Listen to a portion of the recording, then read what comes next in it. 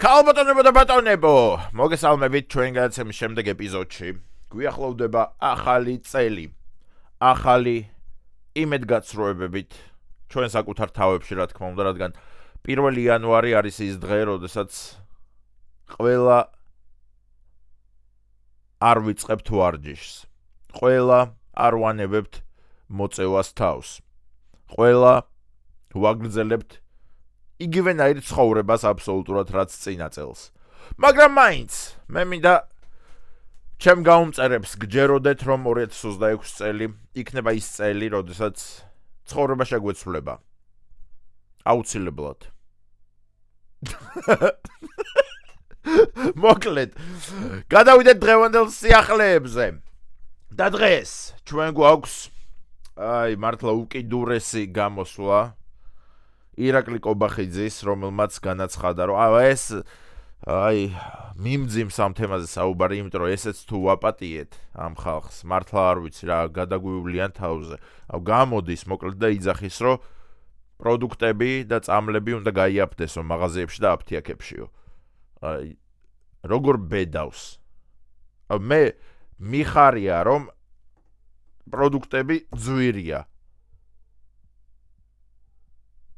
მე მიხარია, რომ ხალხმა ვერ შეძლოს პროდუქტების ყიდვა.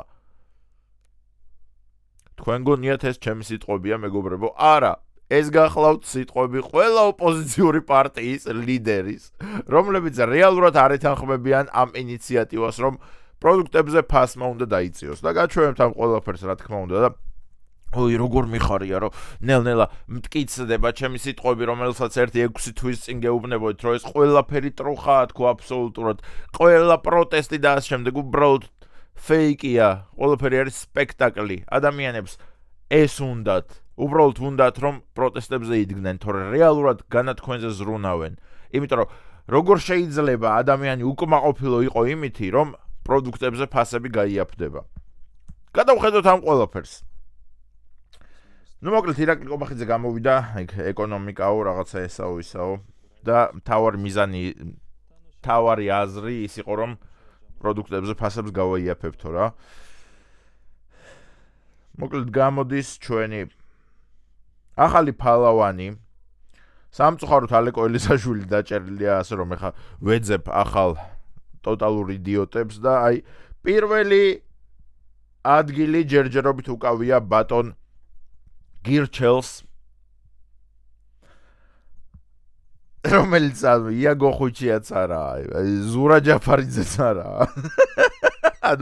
თან გირჩის პარტიის წევრია და თან კიდე დაბალი რანგის.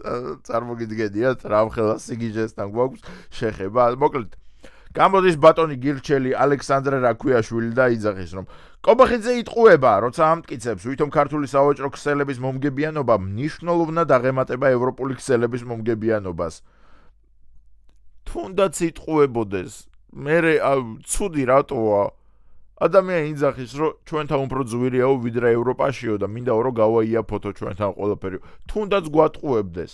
შედეგი ხომ ის არის და საბოლოო მიზანი ხომ ის არის, რომ გააიაფოს პროდუქტები. ვიდეოში გავრცელებული იდეები არათუ მცდარი, არამედ საშიშიც კი არის ქვეყნის. საშიში. საშიში. რამდენად საშიში, ბატონო ალექსანდრე, H1N1-ის დონეზე საშიში.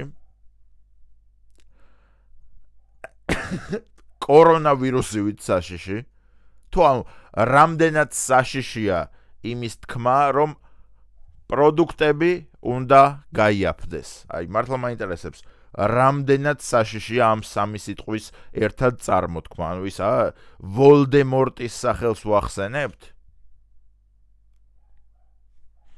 არა, რატომ არის საშიში? მართლა მაინტერესებს. უბრალოდ ესეთი როგორ მიხარია მართლა, რომ ყველა აშკარავდება, რამდენად წურბელები არიან, რამდენად ლუზერები არიან და რომ უყვართ რა ლუზერების როლში ყოფნა, რომ ყოველთვის დაჩაგრულები არიან, ყოველთვის ყველაფერში ვიღაც ჩააგრავს.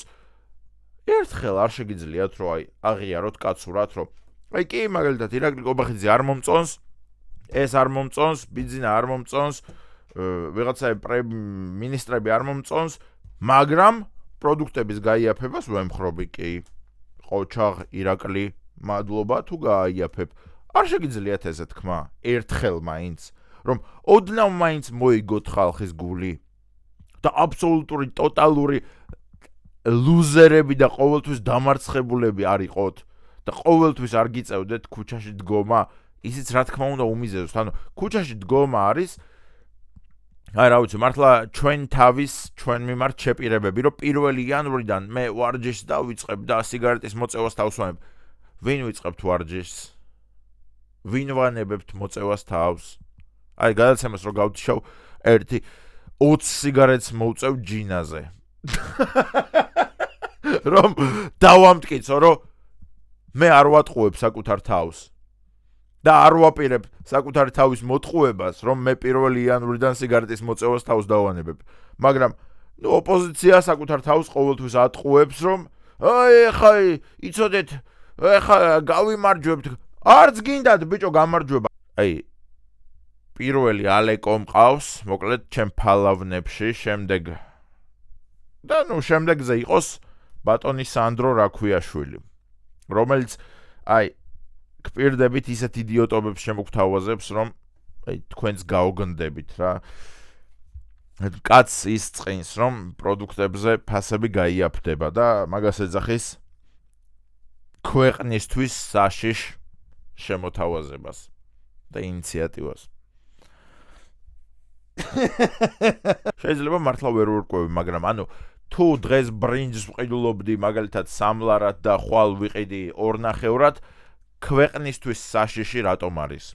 ბატონ სანდრო, გთხოვთ რომ დეტალურად ამიხსნათ, რადგან ხალხის უმეტესობას არ გვაქვს ფინანსური განათლება მიღებული. თქვენ ალბათ გააქვთ, მოკლედ თქვენ ალბათ რა ვიცი, ეკონომისტი ბრძანდებით და თქვენ გაგვარკვიეთ რა, აი ჩემი ხელფასიდან თუ უფრო ნაკლებს დავხარჯავ პროდუქციაში, რომ ჩემ ოჯახს ვაჭამო, საშიში რატომ არის ქვეყნისთვის?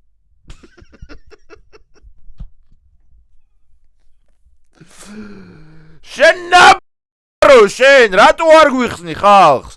რაღაც სისულელებს რომ ბოდავ აქ და აბსოლუტურად წარუმატებელი კაცი რო ხარ, გირჩის წარმომადგენელი. გირჩი თქვენ აბსოლუტური ნოლები რო ხართ და რო დაიხურებით. რამდენად მავნებელი, აი ცუდი ხალხია, ბოროტები რო არიან, იმე არაფერი რო არ უხარიათ ხალხს. ხალხს უყვარს აი ტკივილი უყვარს იმე და აი ტანჯოა რა და ყოველთვის მაგ მდგომარეობაში არიან, რომ ეს მართვის მოწმობის დაბრუნება ცუდია. პროდუქტებზე ფასების გაიაფება ცუდია. ჩვენ ტკივილი გვიყვარს, ჩვენ სიძვირე გვიყვარს. სანდრო დაუკდი რა. ისევ იგივე თემა განვავრცოთ, რომ ადამიანებს ყოველთვის უნდათ უბრალოდ წაგებულ და დაჩაგრულ მდგომარეობაში ყოფნა, იმიტომ რომ ანდრო ჭიჭინაძის წერილი ციხიდან. ეს ანდრო ჭიჭინაძე ხო ყველამ ვიცით, გმირი მოკლედ რა. თავისუფლება სინდისის პატიმრებს და რაღაცა ეგეთები და ხალხი ხო გამოდის რა, რომ თავისუფლება ანდრო გამოუშვით ციხიდან იცოდეთ და ამ დროს მთავრობა თავისი, რა ვიცი, პრეზიდენტიანად, პრემიერიანად, თავისი ციხის უფროსიანად იძახის, რომ ანდრო თავისუფალია კაცო, უბრალოდ ამ ფურცელზე მოაწეროს ხელი და ეგაა შეწყალებას მივცემთ და გაუშვებთ ციხიდან და ამ დროს ანდრო იძახის, რომ არა, მე არ გამოვალ. და ამ დროს ხალხი დგას, რომ თავისუფლება ანდროს. ციხის უფროსი იძახის, რომ თავისუფალია, გაუშვით, ძმაო, წავიდეს აქედან, წადი ანდრო, წადი. არ მინდა მე გარეთ. აქ მომწონს. ადამიანებს რეალურად უყვართ რა, მოკლედ წაგებულ და დაჩაგრულ მდგომარეობაში ყოფნა.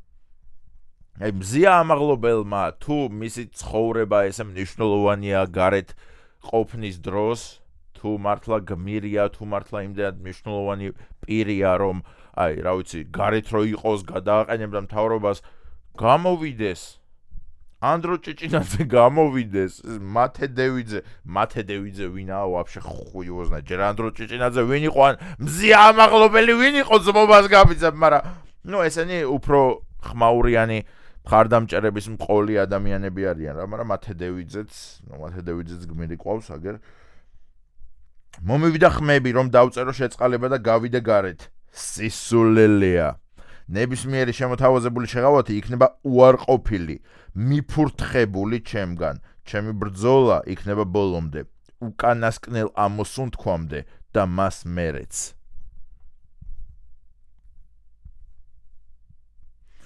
როგორი იბრძვი, მათე ბიჭო? შენ ციხეში ყოფნით, როგორი იბრძვი, მათიკო? ბიძი. თუ მოგივიდა ხმები, რომ შეწყალებისთვის მზადა, არ ვიცი პრეზიდენტი თუ ვინ წყალებს, არ ვიცი მართლა.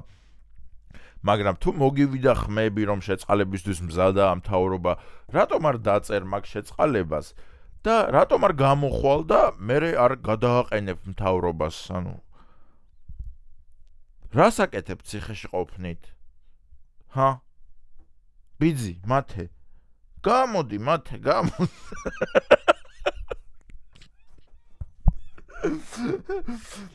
გამოდი, მათე გარეთ, რა გინდა ციხეში?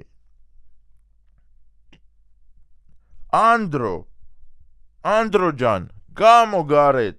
თუ შენც მოგივიდა ხმები შეწყალებაზე, რომ მთავრობა თანახმა შეწყალებით გამოგიშვას, რას აკეთებ ციხეში? რისი გჯერა? ხალხი გამოვა 1 საათით გარეთ დგან. თავისუფლება ანდროს. მერე მიდიან თავის ოჯახებთან. მერე ფეხებზე კიდი ხარ ყველას. აბსოლუტურად. მესმის რომ მსახიობობაში ყველას ფეხებზე ეკიდე და მესმის რომ ესაა ყველაზე პიკი თქვენი ცხოვრების. აი ონისე ცხადაძესავით, რომ ტიპი 15 წელია თურმე კომიკოსია და ყველამ დღეს გავიცანით, ხო, რომ დაიჭირეს, რომ თურმე ყავს ესეთი კომიკოსი 15 წლის სტაჟის მქონე ბატონი ონისე ცხადაძე. ვინ არის ეს ხალხი ძმობას გავიცემ, ხო და რეალურად მოკლედ არ დაგოიმდეთ მეგობრებო, ყველა ოპოზიციონერი ტიპი რეალურად უბრალოდ არის, აი ეს უსწორდებათ რა და ამით იღებენ აი დრაივს და წარმოგიდგენიათ რომ მე ხა 15 წელი იუთუბერი ვიყო და ყველაზე წარმატებული იმითი გავხდე რომ აი პროსტო დამიჭირეს რა პარლამენტს ვესროლე ქვები და სალუტები და დამიჭირეს და მაგითი ვარ წარმატებული. და ეგ უხარიათ რა, არ უნდათ მოეწონათ მოკლედ ეს ჰაიპში ყოფნა, მოეწონათ ის რომ ვიღაცა ლურჯთმიანი აკაცუკები და რამე დგანა და თავისუფლება ანდროს, თავისუფლება ონისეს. ციხის ბადრაგი თავისუფალი ხარ, წადი აქედან, ხელი მომიწერე, წადი, შეაგროვე შენი კურტკა, შენი ყველაფერი, ნახვი აქედან.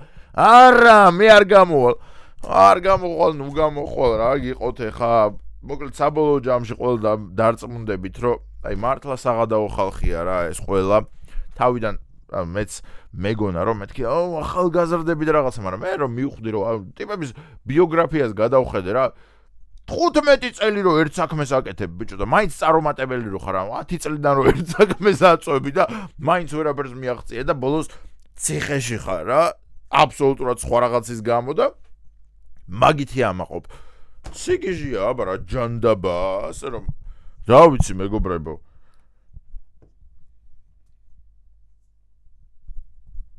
მათე დევიძე ვაფშე ვინაა ძმობას კოცით მიყვარხარ ჩაო კაკაო